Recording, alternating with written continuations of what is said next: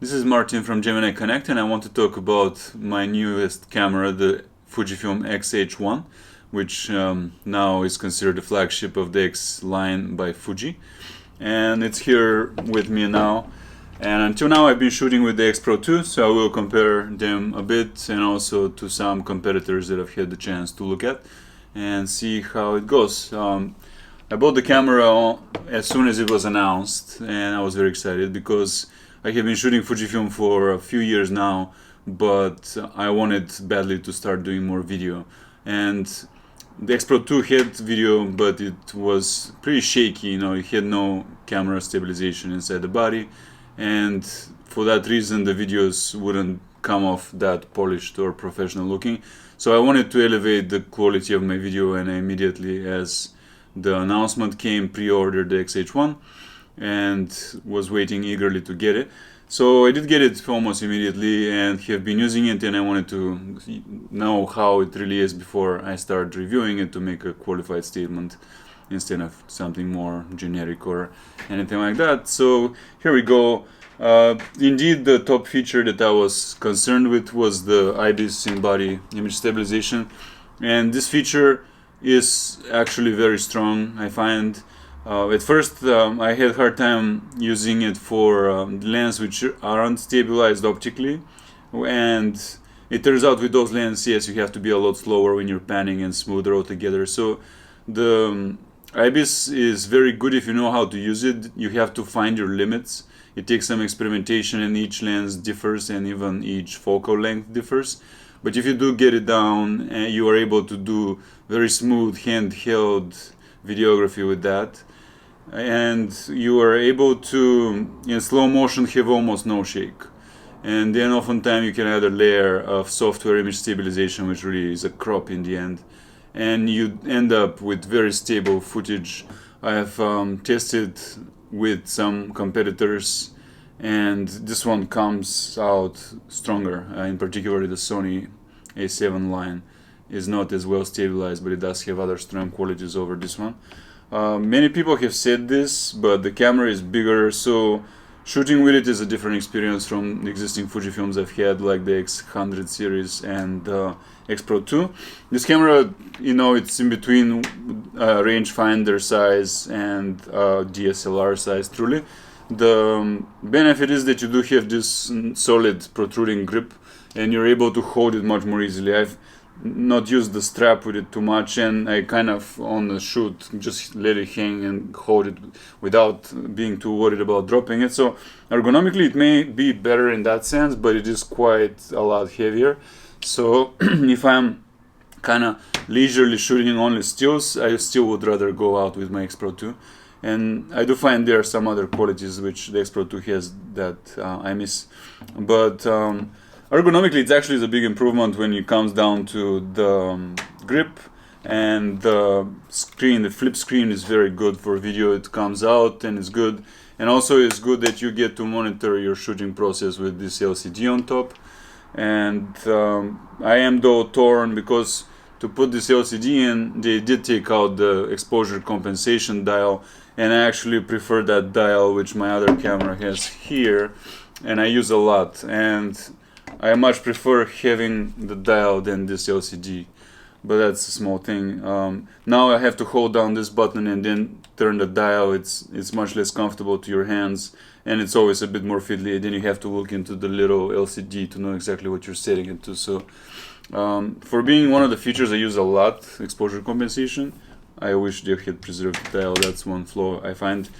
But another big thing is that now we have these two stacked dials here, and you have video mode with its own settings, and then you have still photography mode with its own settings. So this means that you can quickly switch between the two sets of settings between stills and video.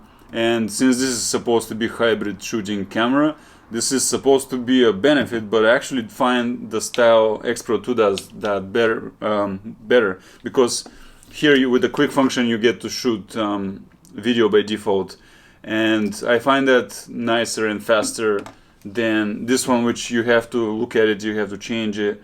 And then the benefit is, yes, if you have set it differently, that is preserved from the last time you shot video, but the truth of the matter is mostly you care for things like exposure settings, and those are consistent typically between shooting stills and shooting video, other than, you know, maybe trying to have the shutter speed be twice more the frame rate or things like that. But you in both cases are exposing for the moment, you're not exposing for an hour ago, for example. So I don't find it all that beneficial that it preserves the settings. I would rather have a quick button to be able to do both, and I like to alternate between both so quickly that I find having a button for both is better than a dial to toggle. The other big thing about the camera is the color you get. It came with the Eterna film simulation, and that part is really good.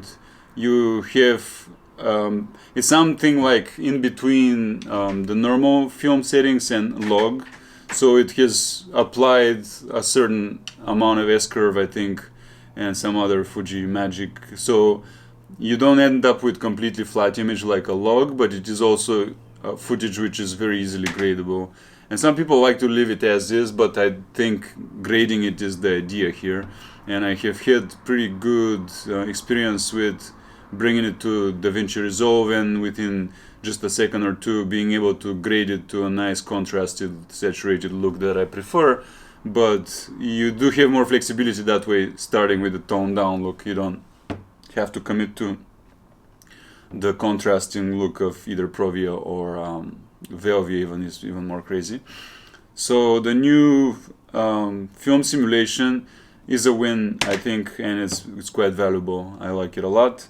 But I've in fact been also shooting a lot of video with Provia, because I'm now starting to shoot with two Fujifilm bodies, and they've not yet shipped the Eterna to the X-Pro2 or the X-T2.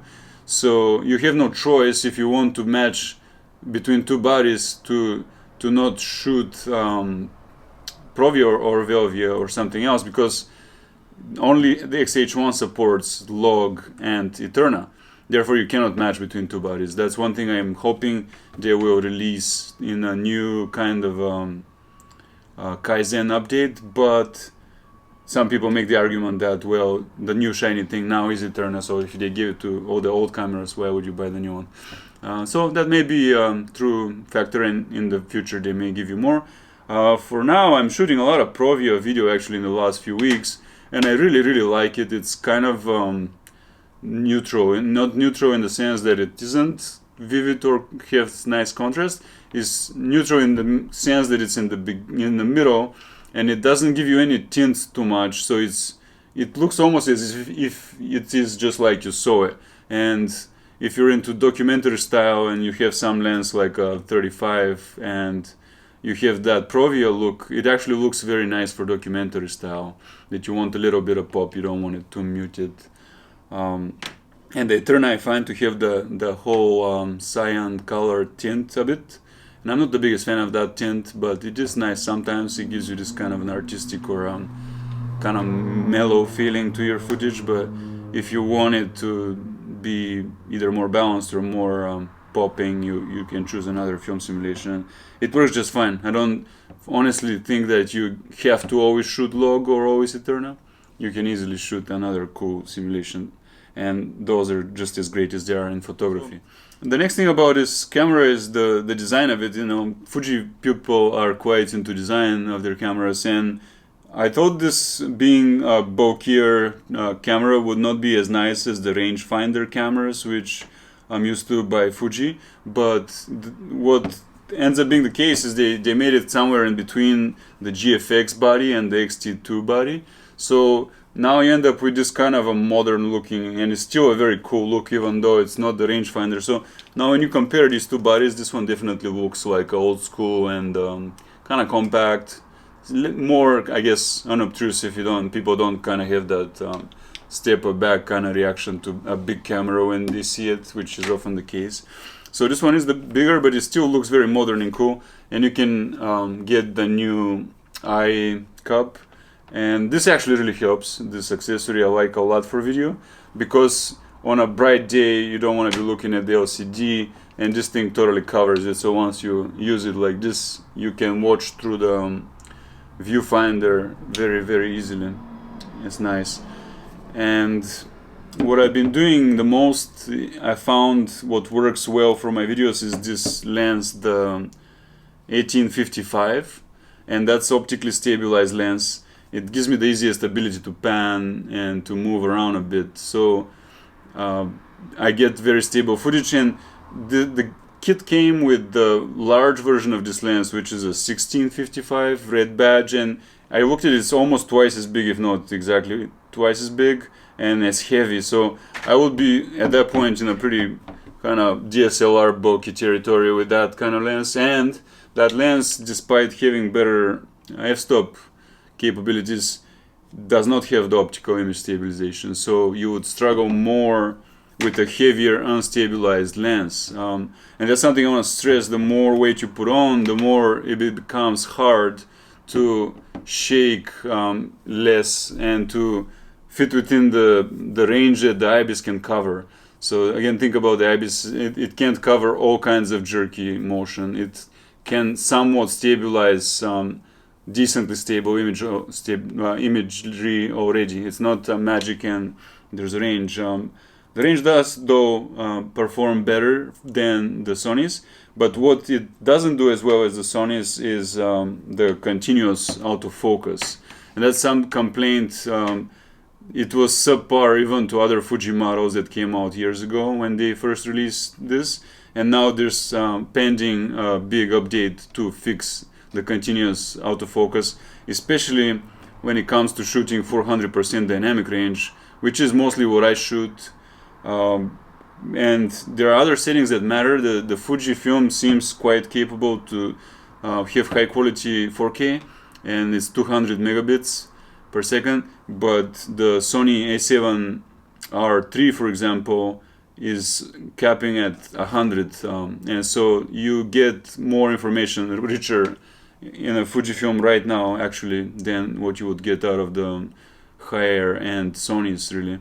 But again, the Sony does so much better when it comes to tracking a moving subject, and it would recognize faces better, it will recognize eye better. It has very good features for that. So again, neither camera is really the perfect solution. Compared to the Panasonic GH5, from what I've seen, this one has lesser quality IBIS and lesser quality after the update autofocus tracking, but it has better color than the Panasonic by far. I personally wouldn't trade my sensor for a Panasonic by any means, and especially when you add the lens to that. So where I'm at now with my videography, I will for sure say that the camera has delivered its promise. I'm very happy I've bought it, because after shooting over the winter with the X-Pro2, I was able to create good footage when it comes to composition, exposition, and color. Very nice, but the shake really bothered me, and what I've been able to accomplish with the X-H1 is now already vastly superior to the videos I was able to create before I bought this camera. So to me, I'm a very happy customer of it. I've been able to put out my best videos ever since I've gotten it last month, and you can do beauty shots, the color comes out very well, and it really is a powerful camera. So video, it has fulfilled its promise very well. I'm very happy. However, what wasn't very expected is that the IBIS they put into this camera and some of its other features actually gave it a lot of power for still photography, and a lot of people were amazingly impressed with how long you can keep the shutter open with this IBIS on, because people have been able to do even 10-second plus exposures handheld. I personally have kept it open for up to 1 second, and I found that half a second, which is really crazy, but even 1 second, and you can create stable, almost long exposure footage handheld, which was never the case with any other camera I've been able to use before. So everyone's actually been very excited about the photography capabilities of this camera, and given that this is really Fuji's first attempt to cater to videographers, almost every current Fuji user is a photographer, so many people have even bought multiples of them just for photography. This is by no means just a still photography camera. So where I'm at this point is I kept my X-Pro2, and the biggest reason I've kept it is that I like having two bodies.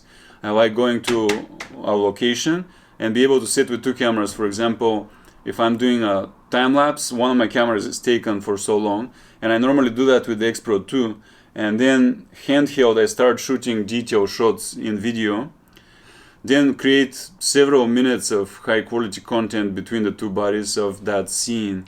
So I found that to work very well for me, but again, a flaw in that is that I cannot either shoot log or Eterna that way because the X-Pro2 doesn't support either, and so I can mostly do that in Provia or Velvia, which are both great but not for every situation.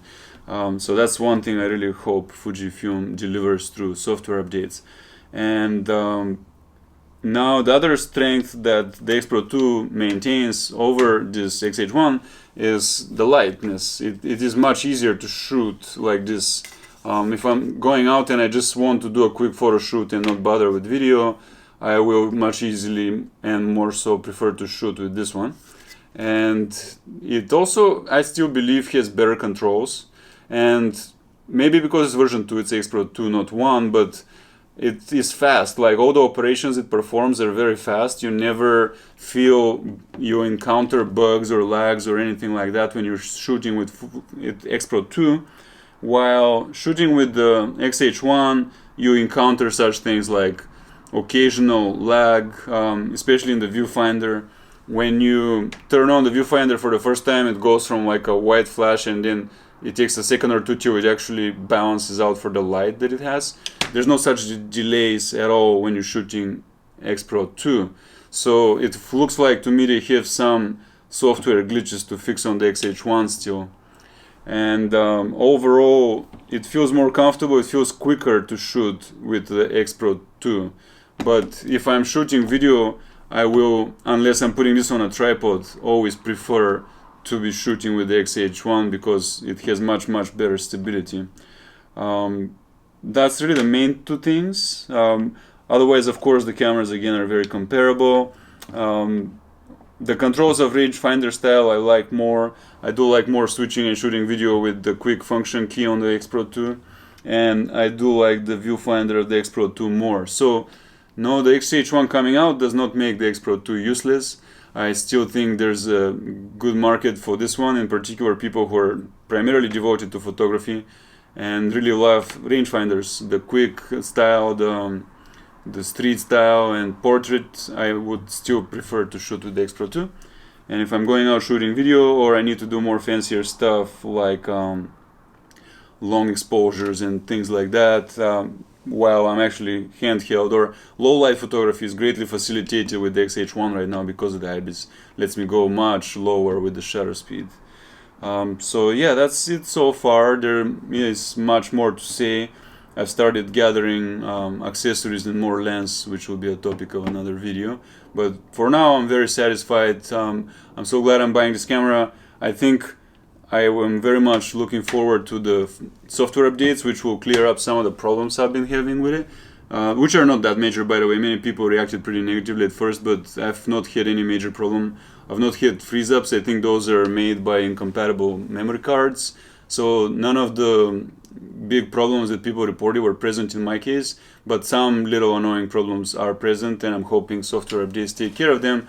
And I probably already know that I will go for version 2 of the X-H2. Yeah, it's going to be X-H2 by then. I will very definitely like an upgrade of this camera to keep elevating the quality of the video I'm able to get. And especially since it will most likely be the case that version 2 of this will come with a new sensor, because there's much speculation that this X-H1 is the last of the current Fujifilm sensor, which both the X-Pro2 and the X-T2 have. Therefore, now that the X-T2 has been, or X-T3 has been announced with a new sensor, that line seems to be going to differentiate itself by having that new sensor in a full frame, while the X-H1 will be focused on video features in hybrid, and X-Pro line will remain as a rangefinder line, which a lot of people prefer. So you have three distinct high-end X series cameras, and many people may find reasons to have multiple ones.